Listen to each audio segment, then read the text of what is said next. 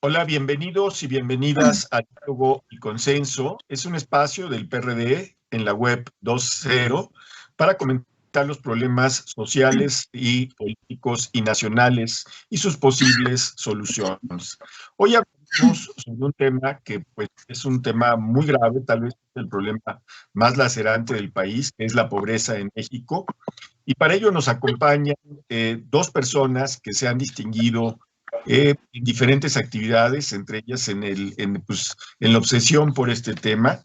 En primer lugar, voy a presentar a Demetrio Sodi de la Tijera, licenciado en Administración, exdiputado federal, ex senador de la República, ex jefe de la delegacional de Miguel Hidalgo, ex candidato a jefe de gobierno del Distrito Federal, hoy Ciudad de México, expresidente de la agrupación Acuerdo por la Democracia, promotor de Alianza Cívica y del Grupo San Ángel, fundador de la agrupación política Causa Ciudadana.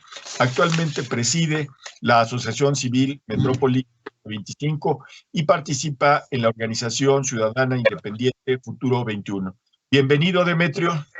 Muchas gracias, Jaime. Muchas gracias a todos por la invitación. Muy bien. También nos acompaña Verónica Juárez Piña, es una destacada política mexicana, abogada y feminista. Fue dirigente estudiantil desde los 15 años, ocupando varios cargos en la Federación de Estudiantes Universitarios de Guadalajara. Ha desempeñado diversos cargos de la dirección en el PRD. Actualmente es diputada y coordinadora de la fracción parlamentaria del PRD en la Cámara de Diputados. Hola, Verónica, bienvenida. Hola, ¿qué tal? Buenas noches a todas y a todos, y con el gusto de estar compartiendo esta extraordinaria mesa. Gracias, Jaime, por tu conducción, y un honor compartir con Demetrio y con Amaury, y por supuesto con todo el público que nos escucha. Muy bien. También tenemos para el tercero y último segmento, porque como ustedes saben, hay dos segmentos iniciales en donde participan Demetrio y Verónica. Sí, el primero es el diálogo que sostendremos de la pobreza. El segundo segmento, pues, ¿qué será? Con una especie de propuestas y saber si tenemos consenso o no. Y en el tercero persona a quien también le damos la bienvenida. Él es un joven veracruzano, Amaury Ávila Amut, ¿verdad? Amut. Sí, es correcto, Amut. Muy bien, pues bienvenido, Amaury. Muchas gracias. Amaury va a participar en el tercer segmento, que es un diálogo con los jóvenes, y estamos listos y arrancamos de una vez con la primera pregunta para Demetrio. Demetrio, pues, combate a la pobreza ha sido, parece que una cosa que gobiernos van y gobiernos vienen de diferentes colores, tonos, diferentes discursos, presupuestos millonarios y más que millonarios, y seguimos básicamente igual o peor. ¿A qué se debe, Demetrio, esta situación? Mira, primero, como tú dijiste hace un momento, probablemente es el principal problema del país, sin duda, es la pobreza, la desigualdad y la pobreza, ¿no? Ahora, esta es una consecuencia de una serie de políticas. Este tema, nomás voy a hacer un antecedente, en 1875, Ignacio Ramírez, el nigromante, hizo una declaración diciendo ¿qué hacemos con los pobres? Hace algunos años también se escribió un libro también en ese sentido. Y la pregunta sigue vigente, porque pasa lo que pasa, hay lo que hay, y la pobreza sigue creciendo, ¿no? Seguimos teniendo niveles de pobreza, y más en este sexenio, con toda la política social, uno diría la pobreza va a reducirse, pero no. Los programas sociales, sin duda, son un factor para minorar la extrema pobreza, pero no son un factor para sacar a la gente de la pobreza. Hay dos teorías sobre esto. Una que se basa en intensificar los programas sociales, crear un piso social básico, y otra que se fundamenta en que básicamente la única forma de reducir la pobreza es con el empleo. Y esas dos políticas pueden ir de la mano, no tienen que ser antagónicas. Lo que ha pasado en este sexenio es que parecen antagónicas. Parece que el crecimiento económico no es prioritario y no hay forma, si uno analiza los datos, si uno ve que los programas sociales, vamos a suponer que se llega a dar a cada familia 3,500 pesos. Para que una familia salga de la pobreza, según los datos del INEGI o del Coneval, se requieren 10,000 pesos mensuales. Entonces, lo que estamos haciendo con los programas sociales es evitar que la gente realmente se muera de hambre o caiga en situaciones críticas. Pero si queremos realmente acabar con la pobreza, la única alternativa que hay en el mundo es la creación de empleos bien remunerados que hagan que la familia salga. Entonces, ¿cómo complementemos ambas estrategias? Programas sociales, intensificarlos, y una política económica que cree empleos bien pagados en forma acelerada. Ese es el reto de México. Seguir con los programas sociales, aumentarlos si es posible. Para eso se requiere aumentar el ingreso público y el gasto público, y una política que fomente la inversión, y la inversión privada fundamentalmente, que es la que más empleos crea. Muy bien, gracias, Demetrio. Verónica, pues fíjate que la CEPAL, el Coneval, varios organismos han dicho que esta pandemia que nos ha asolado en el mundo y en especial en México, va a dejar países mal parados y países muy mal parados, digamos. No estamos hablando de malos y buenos, sino estamos hablando de malos y peores, ¿no? Y está diciendo que en América Latina nosotros vamos a ser de los países más afectados, ¿sí? ¿A qué crees que se deba esto? ¿Fue nuestro destino? O sea, ¿o a qué crees que se deba que vamos a ser de los países más afectados por la pandemia, Verónica? Bueno, mira, primero decirte que cuando preguntabas que si esto es nuestro destino, este ha sido el destino de millones de mexicanos que se han venido a encontrar en una situación complicada y aumentar, por desgracia, las cifras de personas que viven en pobreza y en pobreza extrema, y que sin duda se ha recrudecido en el marco de la pandemia. Sí, por supuesto que la pandemia tiene que ver, en todo el mundo estamos viendo esta circunstancia, pero me parece que en México ya las cosas venían haciéndose mal.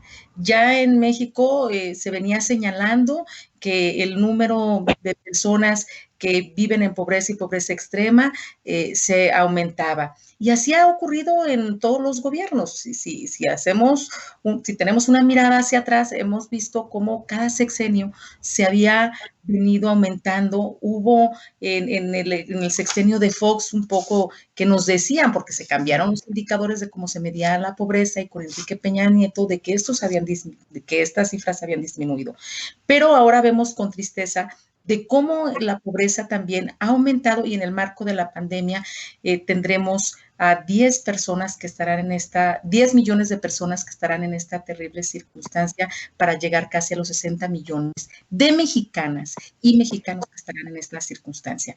Y claro que la pandemia ha venido a recrudecerlo, porque nos encontramos por una parte lo decía Demetrio, nos encontrábamos sin crecimiento, sin inversión, esto ya se venía dando, y ahora con la pandemia todo el mundo pensaría que habría cosas extraordinarias precisamente para enfrentarlas, y lo que hemos visto es solamente la falta de acciones concretas para poderlo hacer y enfrentarlo tanto económicamente, enfrentarlo en tema de salud, y lo que tiene que ver con el tema también grave de seguridad que estamos viviendo. Y cuando hablo de otros elementos, es que finalmente me parece que la pobreza tiene que ver con una negación de derechos, que tiene que ver también con una falta de circunstancias que tienen que ver con el bienestar, pero que en el marco de esta pandemia, la falta de garantías de derechos, como tiene que ser el que se tenga un empleo digno, como tiene que ser que haya acceso a todos los derechos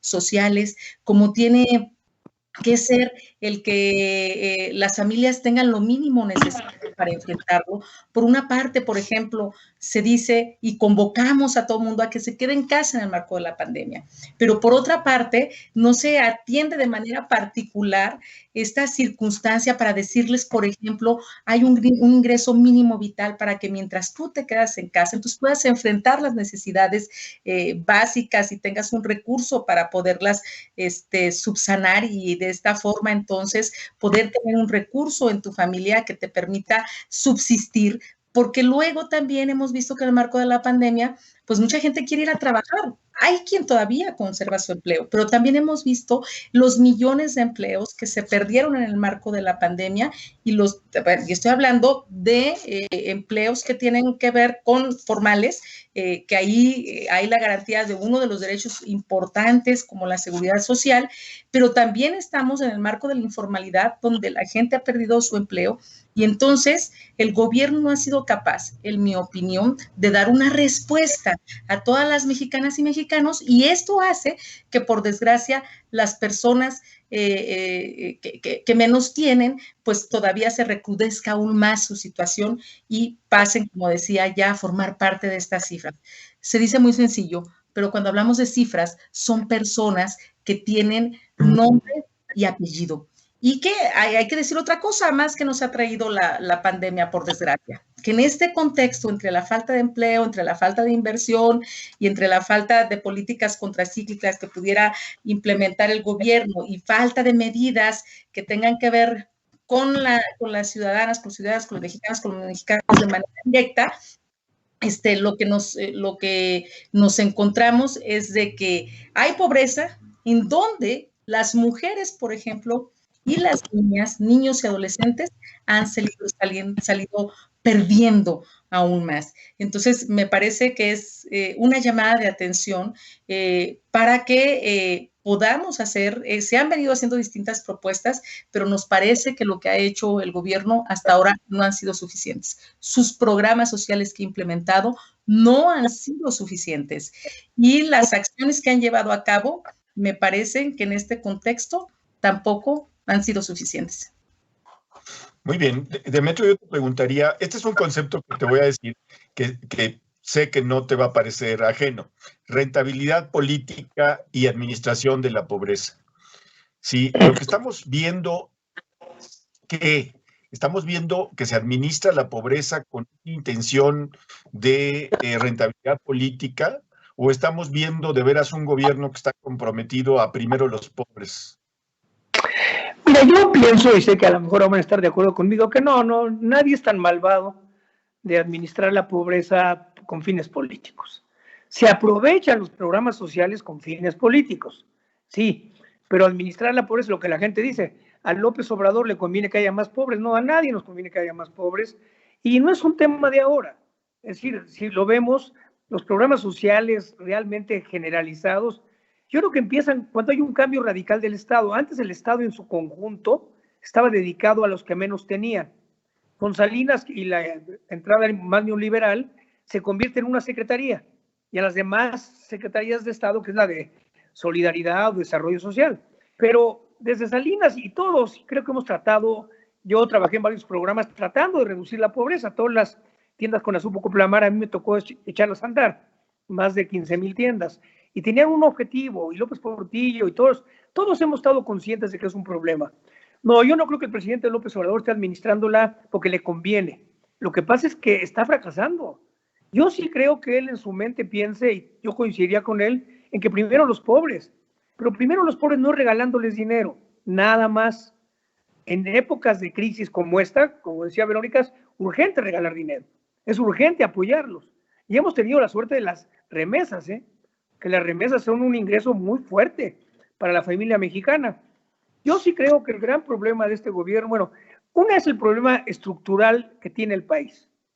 Somos de los países que tiene el gasto público más bajo en el mundo. Y con eso no se puede crear un Estado social. Si el reto es crear un Estado social, la prioridad es el aumento de los impuestos y el aumento de los ingresos. Si no, no podemos. Cuando el presidente dice, voy a tener un sistema de salud como Dinamarca, con lo que tenemos de gasto social, es ridículo. tenemos exactamente los servicios que paga la gente, desgraciadamente, en la ciudad y en todo el país. Entonces se requiere primero, para fortalecer el Estado social, para garantizar los derechos sociales básicos, se requiere un ingreso mucho mayor y un gasto mucho mayor del gobierno. Se requiere una reforma fiscal profunda, de largo plazo, que dé esos recursos. Y segundo, hoy no hay otra más que el Estado, el gobierno crea empleos, pero el que realmente crea empleos en forma masiva es el sector privado. Y hoy los países desarrollados, si queremos copiar modelos, pues copiemos modelos no de Venezuela, copiemos modelos como Suecia, Suiza, Holanda. Es decir, ¿qué tienen ellos? Estado social fuerte, grandes ingresos, el 50% del Producto Interno Bruto lo maneja el Estado, y por otro lado son países totalmente abiertos a la inversión privada. La izquierda no tiene que luchar por el estatismo, la izquierda tiene que luchar por garantizar los derechos sociales de la gente, como sea. El responsable de garantizar los derechos sociales nunca va a ser el sector privado, tiene que ser el Estado. Y el sector privado tiene la encomienda de crear los mayores empleos que se puedan. Muy bien. Verónica, tú estás en la Cámara de Diputados y es el lugar donde se decide el presupuesto.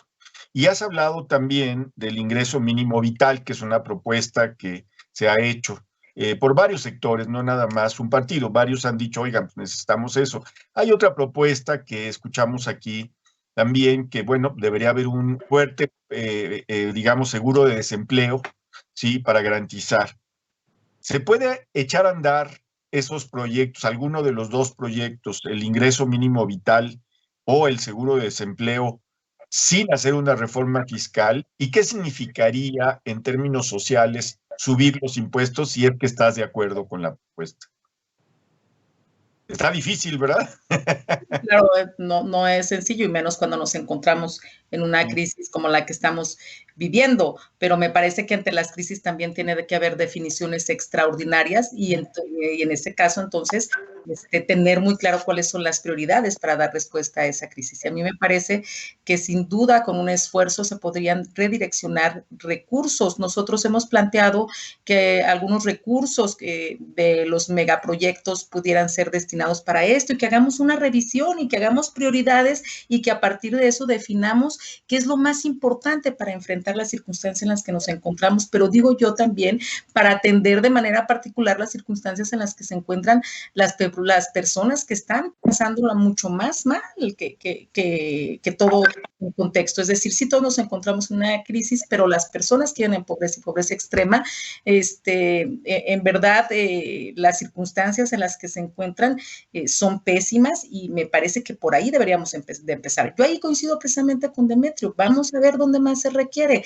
Sí es este segmento de la población y hablábamos de los programas sociales. A mí me parece que los programas sociales han servido todos los sexenios de algo, pero en el caso en el que ahora estamos viviendo, nos encontramos con programas sociales que además unos son universales, otros no son universales, unos nada más van direccionados a ciertos grupos poblacionales sin importar la condición en la que se encuentran. Y a mí me parece que la garantía de derechos no se resuelve solo con transferencias monetarias como se está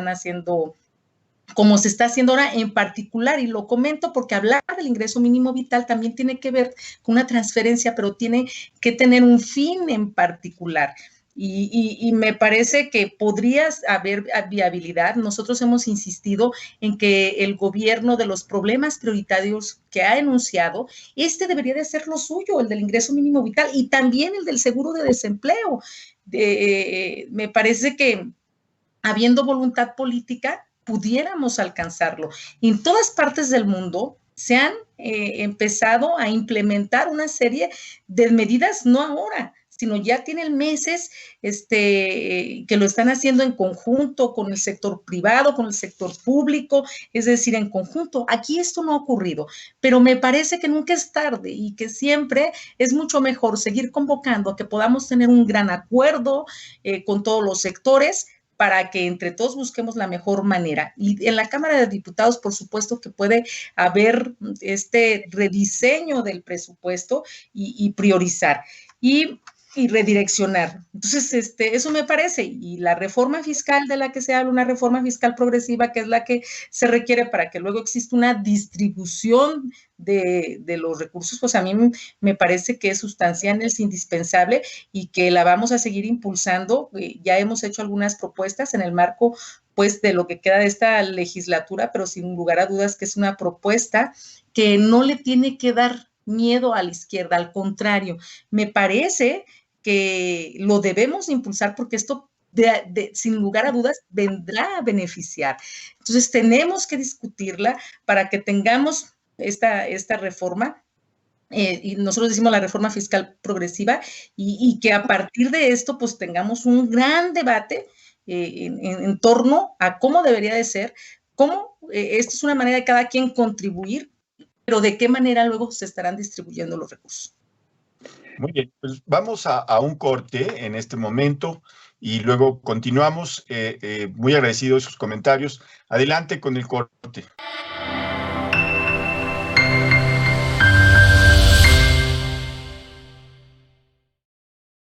Usar cubrebocas, lavarte las manos continuamente y salir solamente cuando es necesario es proteger a tu familia.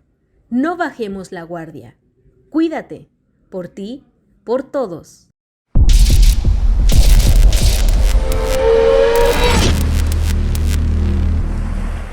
Bueno, estamos de regreso en este programa, Diálogo y Consenso, que ya saben que se transmite por Web 2.0. Si les está gustando el programa, pues denle like. Si no les está gustando el programa, pues también denle like para saber que ahí están escuchando. ¿Sí?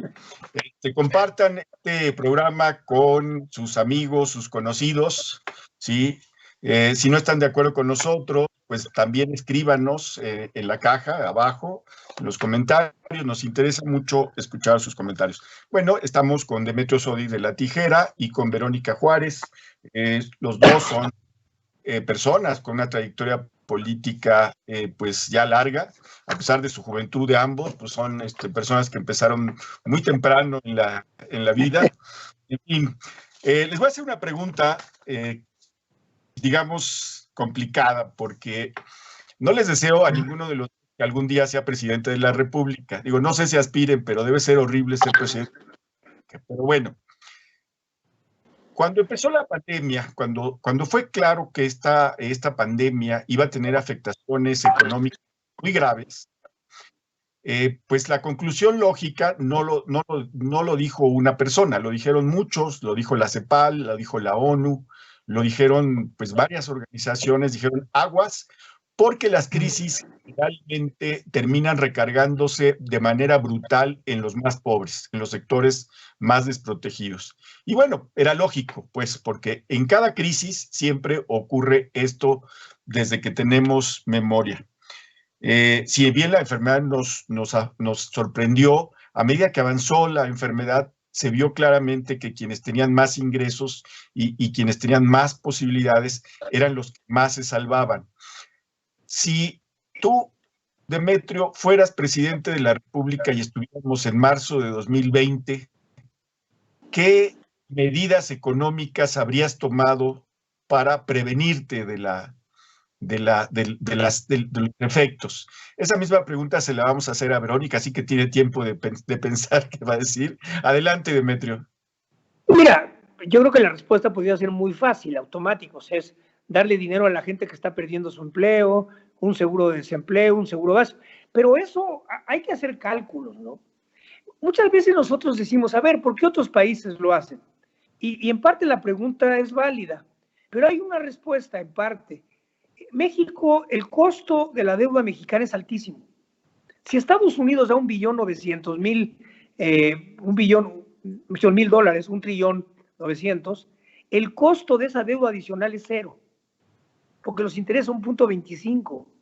Entonces, no es tan sencilla la fórmula. Se dice, cancelemos el aeropuerto, cancelemos el Tren Maya, cancelemos. Puede ser no cancelarlo, puede ser posponerlo, pero tampoco alcanza. Estás hablando de 60, 70 mil millones. Yo sí creo que el gobierno le faltó apoyar, sobre todo, yo diría, a la empresa. Porque de nada sirve salvar a la gente Bueno, sí sirve, obviamente, si tú haces que la empresa se muera. Y lo que está pasando es que probablemente la gente con los apoyos que le dio el gobierno, a través inclusive de créditos que fueron mínimos, fueron 25,000 pesos, 75,000 créditos, no es nada, fue una inversión mínima. Pero con ese dinero también apoyó mucho, bueno, con los programas sociales, anticipó parte del dinero que se le dio a la tercera edad, a la gente minusválida, etcétera, etcétera. Sí ayudó, pero dejó totalmente descobijada a la empresa. Y lo que nos podemos enfrentar después de la pandemia, y ya lo estamos enfrentando, es que la gente no tiene a dónde regresar a trabajar. Se perdió el empleo.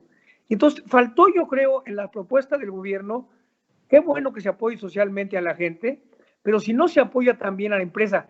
Los empresarios no pedían un subsidio, pedían tiempo para poder posponer el pago del predial, el pago del impuesto sobre la renta, pero ahí el gobierno estaba contra la pared, porque si posponían el pago del impuesto sobre la renta no podían financiar sus programas sociales. Para mí, lo que le faltó al gobierno es llegar a un acuerdo, que ni siquiera hubo diálogo. El gobierno rompió el diálogo totalmente con el sector privado. Es uno de los grandes errores de este gobierno. Consideró al sector privado como un enemigo, y en estos momentos no hay enemigos. En estos momentos tienes que apoyar a todos, a los pobres, a la pequeña y mediana empresa y hasta la gran empresa, no a través de el pavor que le tiene al Fobaproa, y en parte tiene razón, pero sí a través de ciertos programas que le den aire a la empresa, que le den posibilidad de no quebrar en ese momento, de posponer pagos, etcétera. Creo que la política fue muy incompleta, y sobre todo, lo que hemos vivido desde que empezó la pandemia, bueno, desde que empezó el sexenio, es cero diálogo. El presidente tiene sus ideas, no las discute con nadie ni con su gabinete, y no está dispuesto a dialogar y a llegar a acuerdos con nadie. Y en un país en que más de la mitad de la economía, mucho más, es privada, no puedes cerrarte al diálogo con el sector privado. Verónica, pues la misma pregunta. Gracias, Demetrio. Gracias, pues coincido totalmente con lo que ha mencionado Demetrio, sin lugar a dudas. A mí me parece que en principio es cuando empezamos a saber de la crisis, el tomársela en serio, es decir, cuando ya teníamos noticias de lo que está ocurriendo en otras partes del mundo, nosotros debimos en ese momento tener medidas de prevención, las cuales no se llevaron, y digo medidas de prevención en todos los sentidos y de manera particular en lo que tiene que ver con la economía y la salud. Y luego, por supuesto, que si yo fuera la presidenta de la República en ese momento, hubiera llamado a un gran diálogo, un gran acuerdo nacional, en donde hubiéramos involucrado a todos los sectores, los representantes del sector privado, lo que tiene que ver con los empresarios, que son los que finalmente tienen que ver con las plantas productivas, que tienen que ver con la creación de empleos, y convocar a los representantes de los trabajadores, de las trabajadoras y los trabajadores, a las organizaciones de la sociedad civil, a las universidades, para que en conjunto pudiéramos haber diseñado un plan integral para poderla enfrentar. Y coincido aquí, no hay diálogo, no hay ni siquiera diálogo con los del gabinete y las del gabinete que pudieran tal vez hacer algunas propuestas y demás, solamente se reciben indicaciones. Es más, pongo un ejemplo, el Consejo Nacional de Salubridad, que es donde se tienen que tomar también todas las medidas, en donde se resolvió en algún momento cuáles actividades eran esenciales, por ejemplo, ni siquiera sesionó como debería de sesionar con todos sus integrantes. Entonces me parece que eso fue lo principal que nos faltó, un gran acuerdo en donde todas y todos pudiéramos participar. Ahora hablo de distintos sectores, pero también donde estuviera la representación del Congreso de la Unión, para que también pudiéramos tomar medidas legislativas y, como decía, de manera integral enfrentarlo. Eso por una parte. Por otra parte, por supuesto que faltó el poder con los empresarios, el poder tener un gran acuerdo. Ya se hablaba aquí, Demetrio, en torno a que solicitaban diferir pagos, solicitaban el que se pudiera hacer un acuerdo en conjunto, y nunca hubo ni siquiera la intención de realizarlo. Eso por una parte, pero por otra también, cuando desde el legislativo estuvimos insistiendo en el ingreso mínimo vital y sabiendo, pues, también coincidiendo que hay recursos que no alcanzan. Pero, por ejemplo, miren ustedes, en en lo que tiene que ver con los programas sociales se invierten alrededor de 630,000 millones de pesos, que equivale al poco más del 3.4 del Producto Interno Bruto, y nos encontramos, sí, con esos apoyos en algunos programas que, como ya les decía, algunos son universales, otros no lo son, en otros nada más recibe un miembro de la familia una beca. Es decir, a mí me parece que esa intención que a través de los programas sociales de poder mitigar, digo, está bien, pero me parece que no fue planeada, que no está diseñada, no hay control, o sea, nadie sabe dónde están los padrones, de qué manera se actúa. Es decir, hay un desorden también, y pareciera que con estos programas, por una parte que son becas a un miembro, a una niña, a un niño de la familia que tenga discapacidad, que se le da un apoyo, un recurso que se les ha dado a los estudiantes que están en ciertos niveles, y por otra parte la pensión para adultos mayores, que sí, bien es cierto, se les adelantó ese mes, pero el mes ya se acabó también, digo, porque habría que enfrentar y pues se tiene que gastar. Entonces me parece que no hay una estrategia integral, que es lo que hizo falta. Por una parte dando recursos, pensando que sembrando arbolitos se va a sostener una familia, o a partir de eso resolver el problema difícil en las que se encuentran millones de familias. Entonces, a mí me parece finalmente que otra opción, y que al presidente desde un principio se ha negado, lo que tiene que ver, nosotros decíamos, la otra opción es adquirir deuda. Y él dice, es que en mi gobierno jamás vamos a adquirir deuda. Hemos visto que finalmente sí ha aumentado la deuda, contradiciendo lo que decía el presidente, pero por otra parte, puede tener razón, pero mientras nosotros en México se define este gobierno no endeudarse, las mexicanas y los mexicanos, las trabajadoras, los trabajadores, todas las personas están yendo por sus recursos que podrían ser su pensión, están retirando dineros, se están endeudando, están comprometiendo su patrimonio. Es decir, las mexicanas y los mexicanos sí se están endeudando, y el gobierno no ha sido solidario en ese sentido. Entonces, pero al menos valdría la pena el haberlo discutido, digo yo, esta como otra opción, como otras que se han mencionado, entre todas y todos, lograr un consenso, tener un acuerdo y enfrentar de la mejor manera la crisis que ya ahora vemos de qué tamaño es. Muy bien.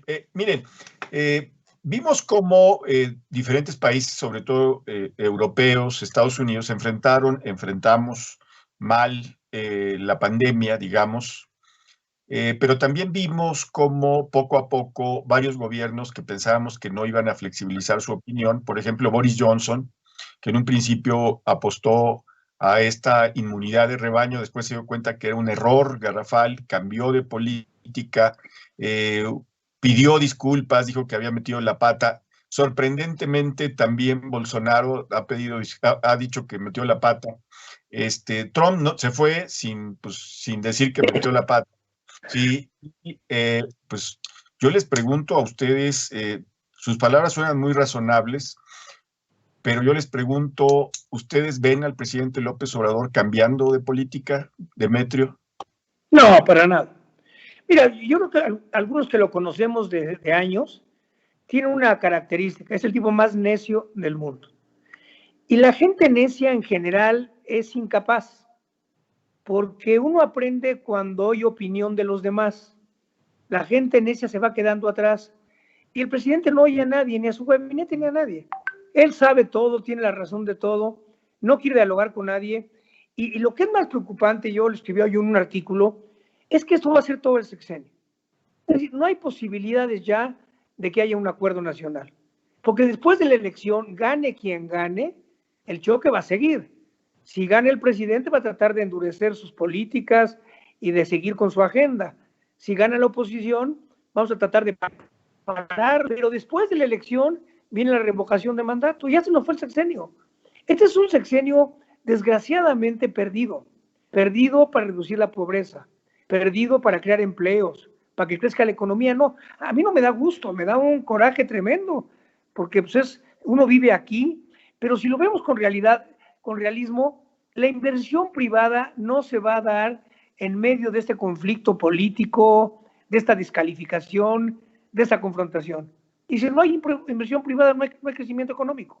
Los programas sociales sirven para eso, a minorar la pobreza, pero no crean riqueza. Y el presidente dice, es que no es cierto que si llueve arriba, llueve abajo. Tiene razón, no es obligatorio, para eso son los impuestos. Pero hay una realidad, ¿eh? Si no llueve arriba, tampoco llueve abajo.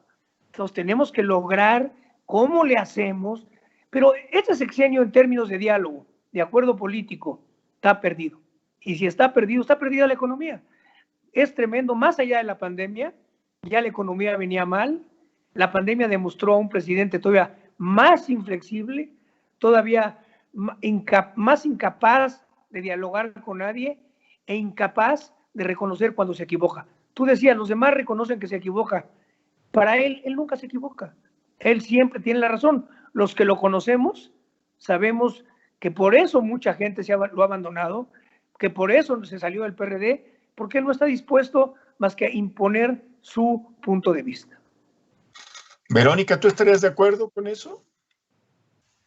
Sí, Demetrio lo conoce muy bien, yo lo conozco otro poco, pero basta, creo, ver cuál ha sido su actuación en en este tiempo que llevamos del sexenio y no ha reconocido nunca siquiera que pudiera equivocarse.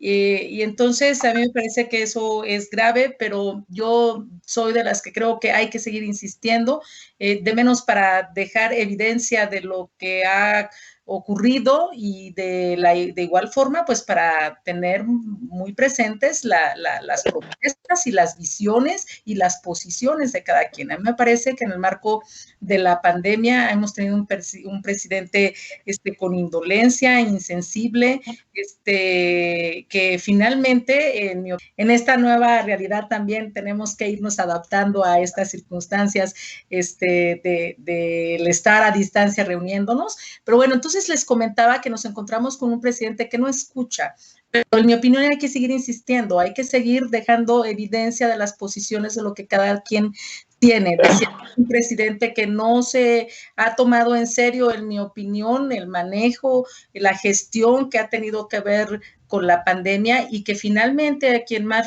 resulta perjudicando es precisamente a quien tienen menos condiciones para enfrentarla. Son aquellos que se tienen que quedar en casa, son aquellos que no tienen empleo, son entonces aquellos que no tienen acceso en mucho para la alimentación, son aquellas personas que no tienen recursos para los medicamentos, que es difícil cuando llegan a los hospitales que los atiendan y que finalmente también están encontrando la muerte. Entonces son a las personas que se encuentran en pobreza y pobreza extrema, en mi opinión, a las que más de alguna u otra forma se desprotege en este sentido. Hemos visto lo que ha pasado durante la gestión de toda la pandemia, un día que sí es lo que tiene que ver con la medición de centinela, otro día que sí es la semaforización y otro día que sí es rojo y es naranja, la falta de comunicación con los presidentes, con los gobernadores, con presidentes municipales, para poder tener un amplio diálogo. Sé que es muy difícil, coincido que es casi imposible o será imposible que el presidente cambie de opinión, pero creo que nuestra obligación es seguir insistiendo y también el seguir haciendo propuestas que nos permitan exteriorizar que sí hay de otra para poder cambiar la realidad que estamos viviendo y de manera particular de quien menos tiene. Muy bien, pues antes de ir a un corte, pues me parece que tenemos consenso en lo fundamental. ¿Qué dirían? ¿Sí o no? ¿Tenemos consenso? Sí. Muy bien. Sí, yo creo que tenemos consenso. Yo pienso que tenemos consenso. Yo no creo que el presidente sea un hombre malintencionado, ¿eh? Mucha gente dice, no, bueno, no, yo no creo. Yo creo que es un tipo equivocado y no está a la altura de las circunstancias, que no sé si sea peor, ¿eh? Porque a veces los malintencionados, cuando menos tratan de darle la vuelta a las cosas, pero este hombre no. Este hombre va de frente, no se detiene ante nada, no le importa la realidad, él está por encima. Es más tecnócrata que los tecnócratas, porque un tecnócrata es aquel que le apuesta más a sus ideas que a la realidad, y el presidente le apuesta más a sus ideas que a la realidad. Muy bien. Pues nos vamos a un corte y regresamos con nuestro invitado joven. Adelante con el corte.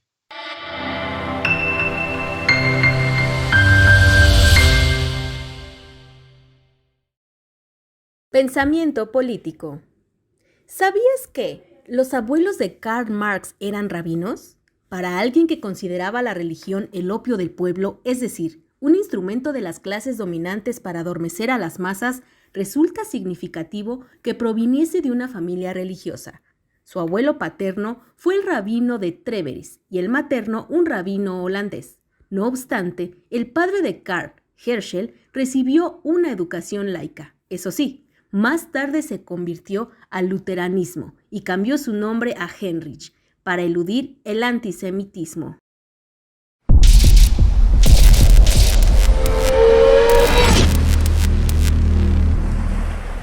Bien, estamos de regreso en nuestro programa Diálogo y Consenso. Este es nuestro tercer bloque. Le damos la bienvenida a Mauri Amut, que es estudiante de Derecho.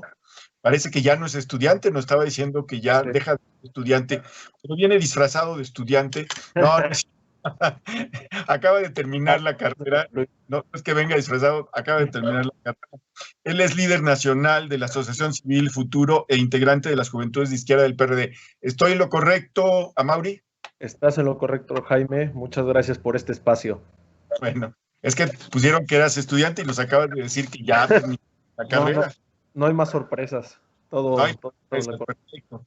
Muy bien, pues ya oíste, porque estuviste a lo largo de todo el programa, pues la opinión de dos destacadas personalidades que tienen mucho tiempo en la política, Yo Sodi y Verónica Juárez.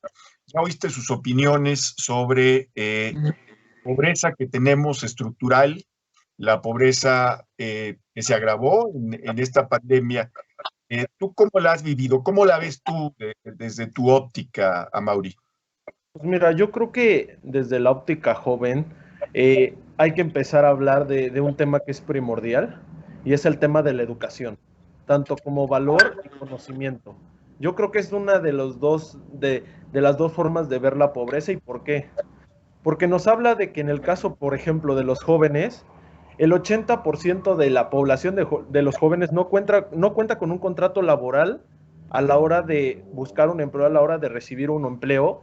Y de este 80%, el 47% no cuenta con prestaciones laborales. ¿Qué nos dice? Que el tema viene desde la educación. Si nosotros no tenemos una educación competitiva, si nosotros no tenemos un programa de educación serio que realmente le dé las armas a los jóvenes para competir en el mercado laboral, los jóvenes van a seguir siendo pobres. Y la realidad es que el sistema se agrava porque no hay empleos, como lo dijeron aquí las dos personalidades que nos acompañan, no hay empleos y esto vuelve nula su participación en la vida económica del país. O sea, esta es la realidad.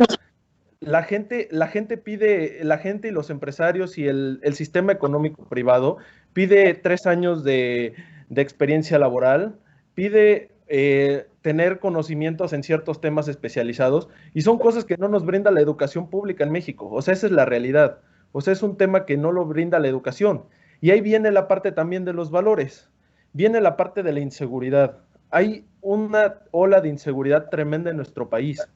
Y eso es un tema importantísimo. ¿Por qué? Porque esta ola está haciendo que los jóvenes prefieran entrar en sistemas delictivos, que decidan ampliar, pues ahora sí, las organizaciones delictivas. ¿Por qué? Porque no ven un camino o no ven un futuro prometedor en el sistema educativo y no ven un tema prometedor en el sistema laboral en nuestro país. Entonces yo creo que ese es lo primero por donde empieza el problema de la pobreza y donde pues los jóvenes no tenemos participación activa, esa es la realidad.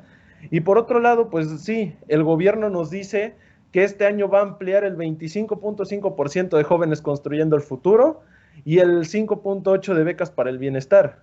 Pero a ver, la pregunta real es, ¿qué va a pasar después del 31 de noviembre de 2024? Claro. ¿Qué va a pasar después del 6 de junio, donde veamos quién ganó la elección a Cámara de Diputados y los congresos locales y las gubernaturas? ¿Qué va a pasar? Estamos adelantando como lo decía acertadamente la diputada, estamos adelantando 2 meses de ciertos programas para contrarrestar la pobreza. Pero a ver, eso también es un tema electorero, o sea, eso no lo están haciendo por la pandemia. O sea, la realidad que vive el país es que ellos están concentrados en el tema del 6 de junio y no están concentrados en la población en general. Entonces, ¿qué va a pasar después de eso? Van a seguir los aumentos a las becas. ¿Y qué va a pasar peor aún cuando termine el sexenio? Esos jóvenes, ¿a dónde van a pasar? Esas personas que tenían una beca o que tenían un dinero que ya lo daban por hecho mensualmente, ¿dónde van a quedar? ¿A dónde van a ir? Esa yo creo que es la pregunta que hay que hacernos todos y es lo que hay que cuestionarle al gobierno, porque es la realidad, que estamos haciendo jóvenes que ya no les interesa estudiar, que ya no les interesa trabajar y que están prefiriendo por estas becas, y que a final de cuentas en su peor panorama el 31 de noviembre pues se va a acabar esto y no sabemos el gobierno entrante qué dé puerta o si continúe con este tipo de programas. Pero la realidad es que esto nos habla a que los jóvenes no pueden ver por su futuro, sino están viendo por un futuro inmediato que es el 2024 y a donde se acabe la beca se van a acabar pues ahora sí el ingreso mensual que puedan tener estas personas. Entonces yo creo que ese es el panorama de los jóvenes ahorita con el tema de la pobreza. Yo creo que es un tema crítico, como lo comentaban nuestros invitados también, y yo creo que es un tema donde los jóvenes pues deben de tener mayor oportunidad de crecimiento, pero sobre todo mayor oportunidad de capacitación, y no es a través de los incentivos económicos como los jóvenes pueden llegar a crear un futuro comprometedor y donde puedan salir de la pobreza. Muy bien, pues es un panorama sombrío. Déjame darte algunos datos, Amaury. Mira, se calcula que en 2008, antes de la crisis del 2008, y hay que siempre especificar, porque como tenemos crisis muy seguido, hay que decir la del 2008, etcétera, ¿no?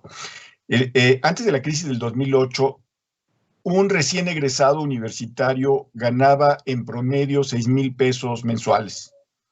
En 2018, 10 años después, pues con todos los avatares que tuvo la economía, con un crecimiento mediocre, resulta que los jóvenes estaban ganando, los jóvenes egresados estaban ganando 5,800 pesos. Es decir, en lugar de aumentar en términos reales, disminuyeron en términos reales.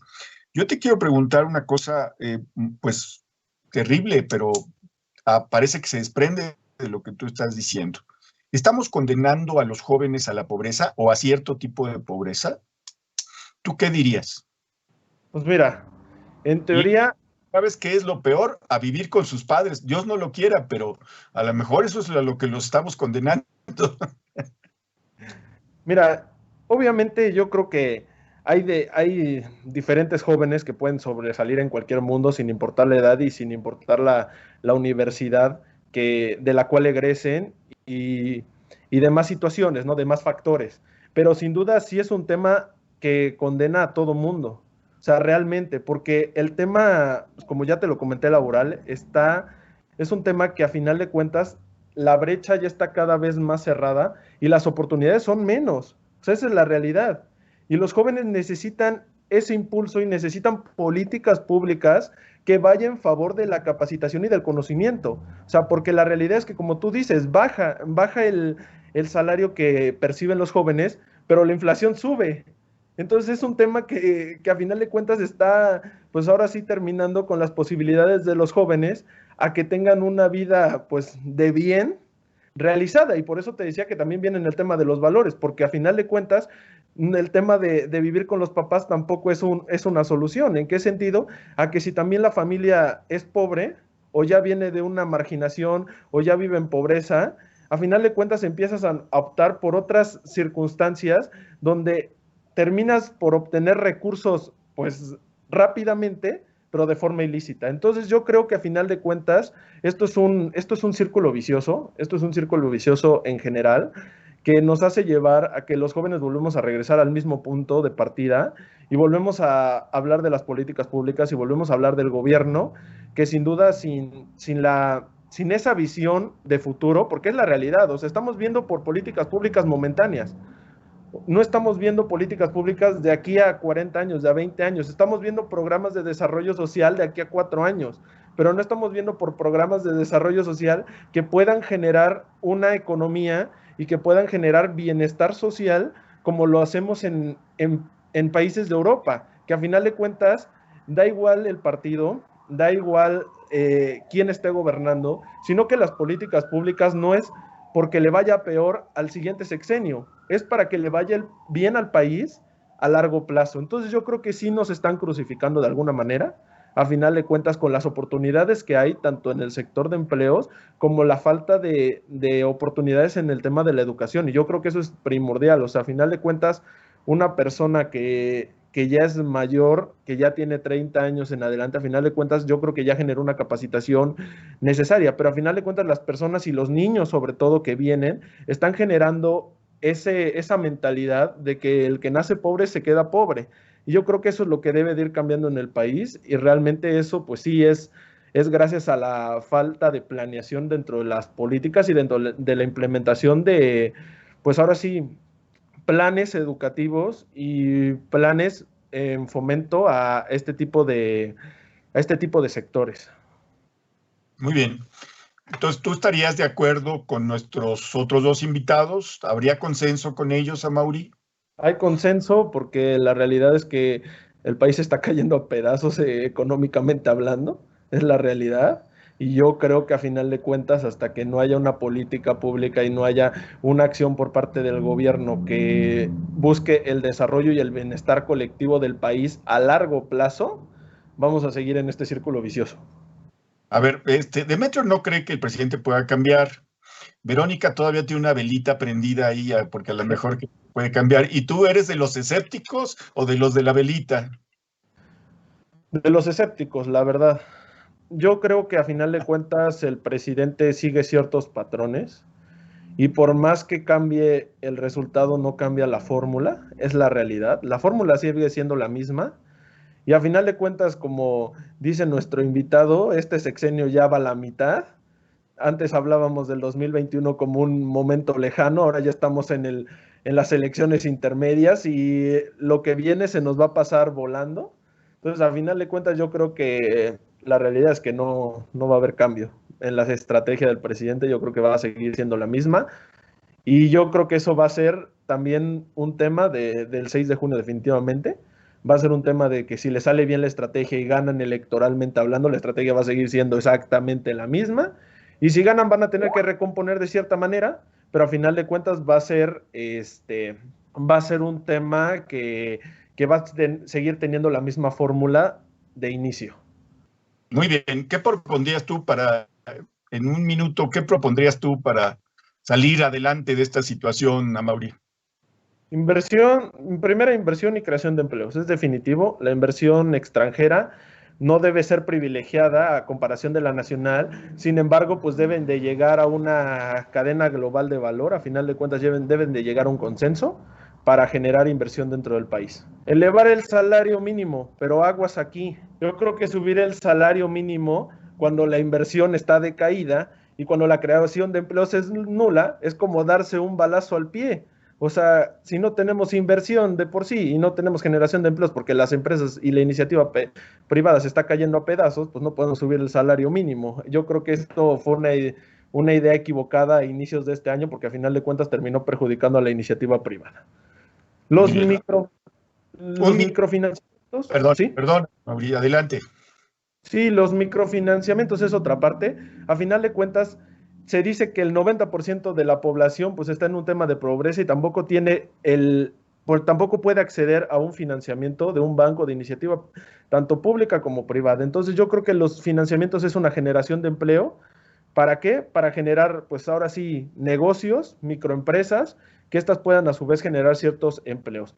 Y definitivamente, y para finalizar, pues yo creo que dos temas que tienen que ver gubernamentalmente, la transparencia gubernamental, porque la realidad es que no sabemos ni cómo se manejan los programas sociales, no tenemos idea de dónde va el dinero, no tenemos idea si llega a las personas indicadas a las que debe de llegar, y tenemos reglamentos nada más en papel, pero realmente no tenemos comprobación de que esos recursos se hayan utilizado de la manera más idónea y eficiente.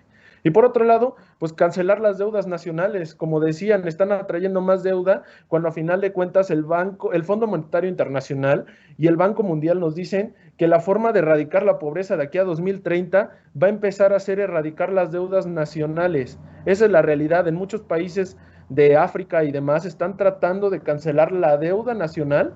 ¿Para qué? Para erradicar la pobreza. Entonces yo creo que esas son unas de las soluciones que debemos de buscar y que el presidente debería de buscar, más que nada, pues para empezar a erradicar la pobreza y empezar a tener pues un mejor funcionamiento del sistema económico del país. Muy bien. Verónica, conclusiones, 1 minuto. Verónica, tu micrófono. ¿Ahí me escuchan? Sí. Perfecto. Bueno, primero, felicitar a Mauri por sus comentarios. Finalmente, en México existe una brecha enorme todavía, por desgracia, en este siglo, en una brecha entre ricos y pobres que cada vez se ahonda más y que en el marco de la pandemia lo hemos visto. A mí me da mucho gusto escuchar a Mauri y que esté hablando a partir de la visión de este grupo poblacional. Yo quisiera dar un dato a quienes de repente no los vemos y no las escuchamos, como son las niñas, niños y adolescentes, y que ahí está una parte importante también de los jóvenes, de todos los que tienen menos de 18 años, que en este contexto en el que nos encontramos, por ejemplo, 5 de cada 10 niñas, niños y adolescentes de los 40 millones que existen en nuestro país viven en pobreza. Y luego darles otro dato, que al menos 1 millón de familias, una niña en estos hogares, una niña, un niño, un adolescente duerme con hambre.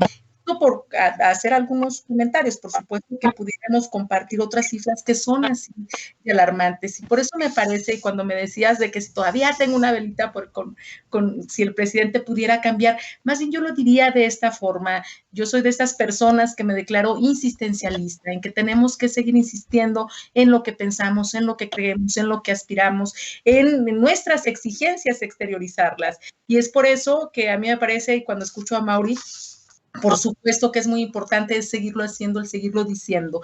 Eso por una parte. Bueno, pues aquí ya sabemos que hay un crecimiento de la pobreza, la crisis sanitaria, hay estimaciones del Coneval que esto ha crecido alrededor de 10 millones de personas, y me parece entonces que debemos de impulsar políticas integrales basadas en derechos, y lo que tiene que ver con garantizar el derecho a la salud, como decía a la educación, como decía Mauri, pero es evitar la pobreza, desterrarla a partir de la garantía de derechos. Sí, ahora tenemos transferencias en efectivo, pero eso no garantizan derechos finalmente. Puede resolver momentos, pero no está garantizando derechos a las personas, y eso los lleva finalmente a seguir viviendo en pobreza. Y me parece que el objetivo de la política social tendría que estar basada en atender las necesidades individuales, familiares, colectivas, atendiendo también características regionales y productivas de cada comunidad. Es decir, yo creo que sí tenemos que discutir el tema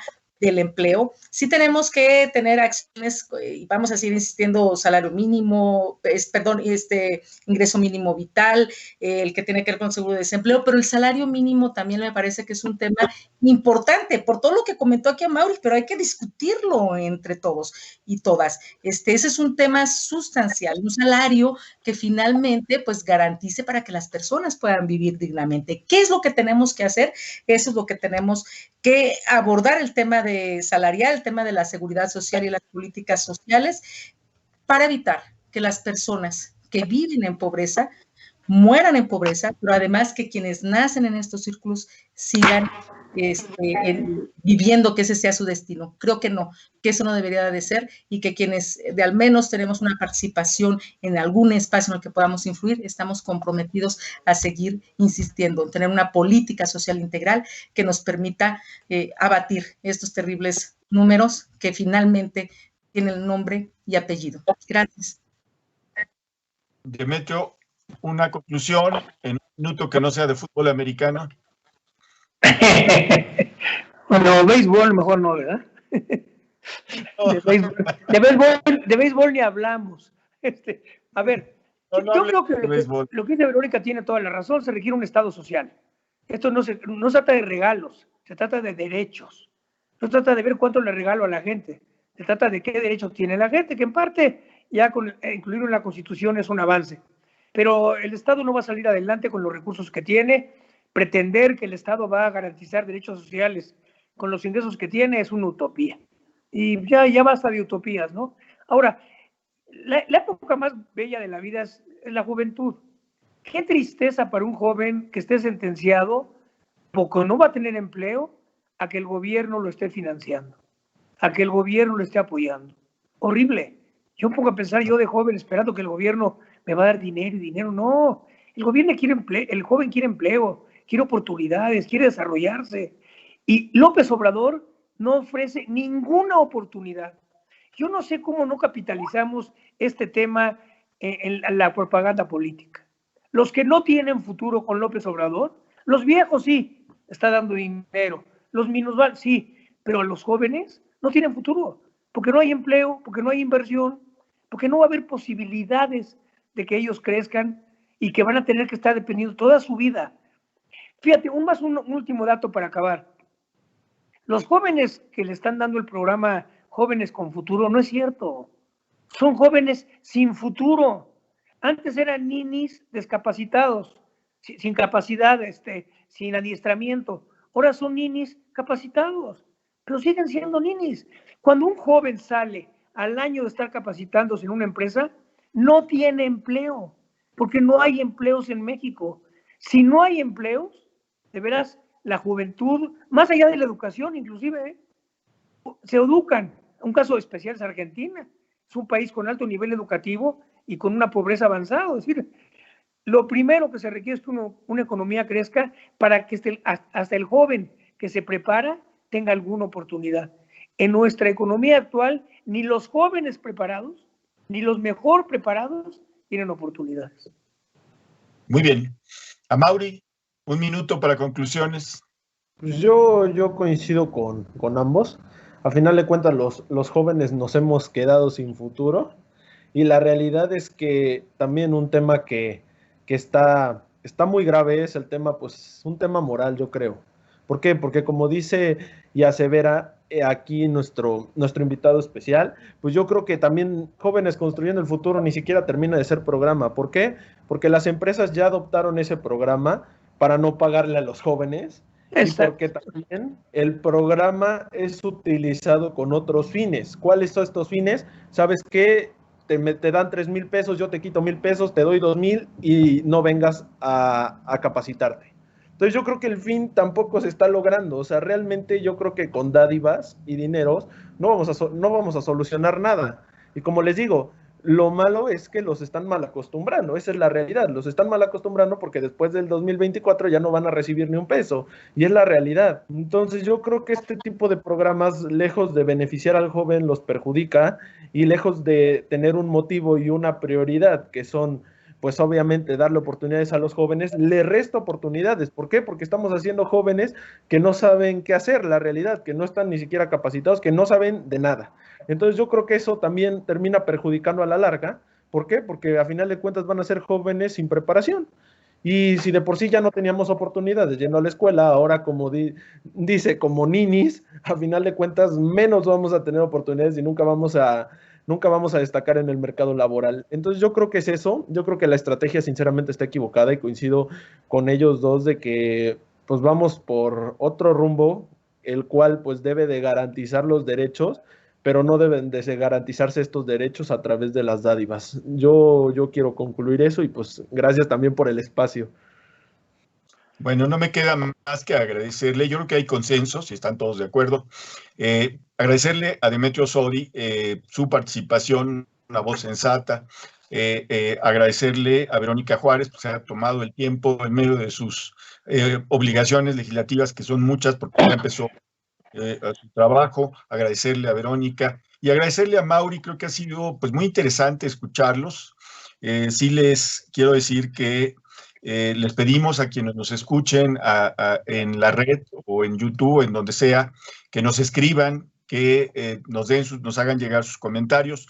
Si no tienen nada que agregar, pues yo despido el programa. Creo que sí hubo consenso, me da gusto escucharlos, ¿sí?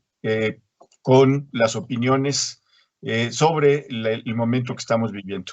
Bueno, pues me despido. Gracias.